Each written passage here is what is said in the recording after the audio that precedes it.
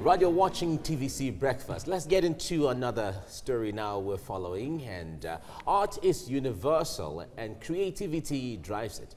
This report follows the life of a renowned artist whose craft continues to wow many in spite of his age. He may be old and frail, but his hands remain steady when he works his magic. David Herbert Dale is one of Nigeria's most celebrated artists. Glass-beaded artworks and deep etchings are the media through which he expresses his craft. I've broken new grounds. I work in 23 artistic media right now, and that makes me one of the few artists in the world that does as much art as that. He was born in Kano State in the year 1947 to an English father and a Shekeri mother in Warri, Delta State. He attended St. George's Private Primary School in Hertfordshire, United Kingdom, and later moved to Nigeria in the year 1960 to attend elementary, secondary, and university schools. When I was about 11, I came on holidays, and then Kingsway Source at Marina, they were doing a competition, and somebody came to me and said, they are doing the competition, why don't you enter? And I said, what type of competition are they doing? They told me Roundtree Trophy Group in England was organizing the competition, and I did the competition, and I won first prize. He was awarded a doctorate degree in arts by the Yaba College of Technology. He also bagged a Lifetime Award conferred by the Society of Nigerian Arts in 2017. But how does he get inspiration for his incredible works? It comes in dreams, it comes in everyday life, you know. It comes dreams and moving about. You see something that strikes you, and then you come home and say, okay, how do I tackle this situation? He creates his artworks from the most basic items. My tools for a beadwork is araldite and beads.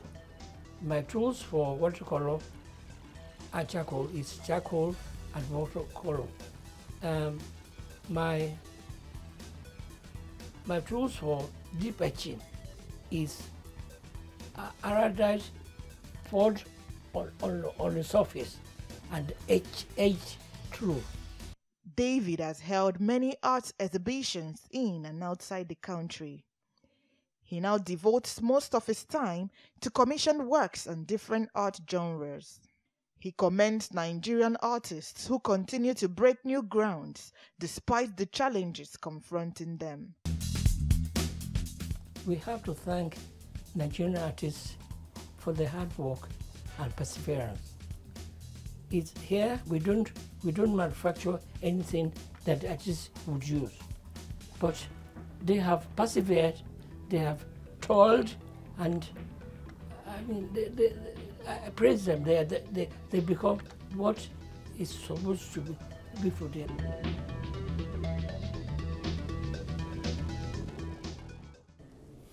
All right, joining me now is an artist, Jonathan Ikpoza, and we have some of his artworks displayed in the studio. Jonathan, good morning. It's good to have you join us now. Good morning. Thank you. Now, some artists say they are inspired by meditation, just thinking about so many things, and then they draw. Others say it is the society and all of that. What really gives you this inspiration to come up with drawings that you have?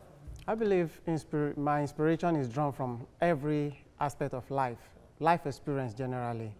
Nature, life, different experiences that we have whenever we meet people. All right, this is some of your drawing. One on the screen now. I see a little or an old man, maybe if I can interpret that, having a phone on his hand. What is the story behind this? Usually, it's a morning ritual. What most of us are engaged in. Every morning, you want the news so that you can prepare yourself for the day. You meditate upon your actions before you take those actions. And this is usually one of the things that happens. The environment is filled with different colors, but it's showing as if there are people clustered in the environment. So it's like chaos, but you want to maintain peace within this same atmosphere. And that's also reading about the society. Yes. Now, the next one coming now shows leaves on the face of a very beautiful woman, and it has the Nigerian flag in there. Talk to us about it. This actually, I was talking about peace.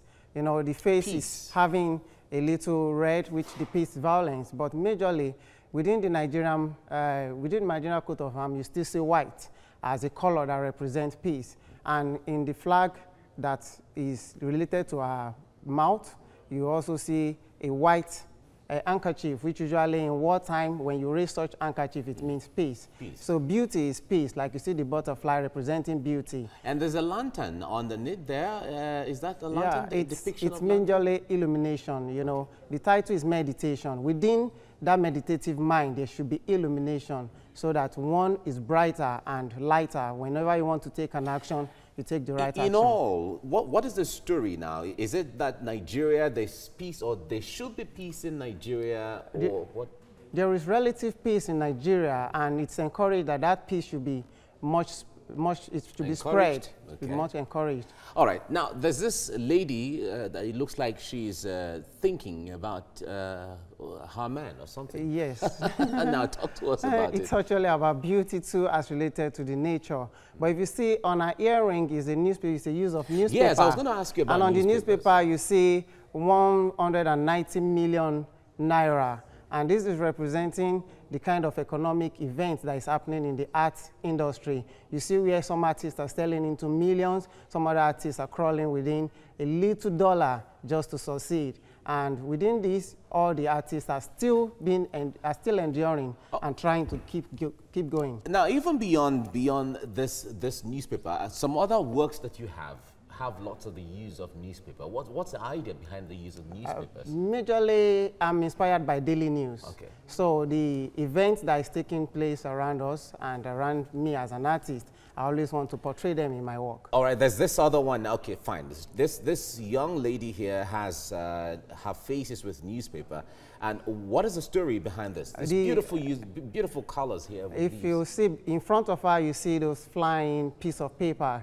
It represents education. So when someone is beautiful without education, it's actually not complete. And when you're beautiful and you are educated, you see the candlelight showing illumination. You are illuminated, and the people around you also feel such illumination. Great. Now, before I let you go, I'm not very good in mathematics, but I know that geometry is an aspect of mathematics that have to do with shapes. You have a book here, Geometrism. What is it about? Do you use mathematics for your drawings? It's majorly drawing inspiration from the past of Africans, majorly speaking about how Africans have always been using shape.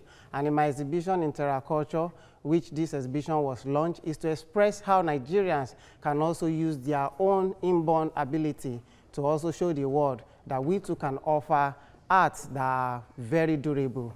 All right. Jonathan Ikpoza, thank you so much for coming on the program this morning. Thank you very much. I appreciate it. Right. Now, what inspires your choice of room decoration? Do you consider your personality when making that choice, or is it all on your mind? Sleep? Well, these are just some of the questions that this feature on bedding addresses. From peaceful naturescapes to geometric shapes and abstract patterns, these bedtime beauties combine comfort with creativity. Art is often considered as a process or product of deliberately arranging a space or anything in a way that appeals to the emotions, to the way of life, to the ideas of anybody. Bedding is as important as shelter itself. They beautify the room and make you comfortable. There are dozens of different types of pillows, sheets, and bedding items. It all started around the year 3400 BC and evolved gradually to a stage where the Roman Empire mattresses were stuffed with wool, feather, reeds, or hay. The beds were decorated with paint, bronze, silver, jewels, and gold. Beddings itself, bedding is an aspect of soft furnishing. Soft furnishing is an aspect of interior design.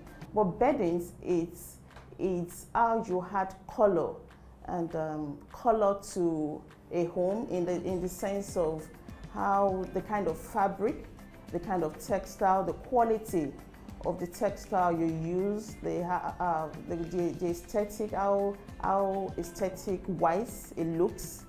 That's basically what beddings means. And beddings comes in different forms.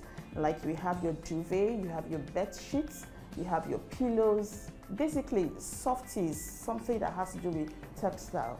Now people say they have difficulty with sleeping. So what can you do to have a good night's sleep? I always think it's important to look at your beddings.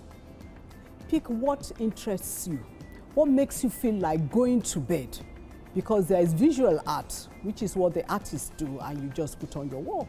But there is functional art in that the things you use for your daily needs have beauty, and therefore you find it interesting, you find it attractive, and it makes you feel good. And I think this is what you must achieve in your bedroom. So what we've got now, I would say young and trendy, but yes, young and trendy. Age is a matter of the mind. And when you see some bed sheets, you will know that they are actual artworks. There's no other way of describing it. They are functional, but you can still see the art in the work done. Is this not art? It's so real, it's like 3D. And yet it's not embossed. It's not embossed, it's completely flat. So it's friendly. The 18th century bed frames were made from cast iron and the mattress made from cotton.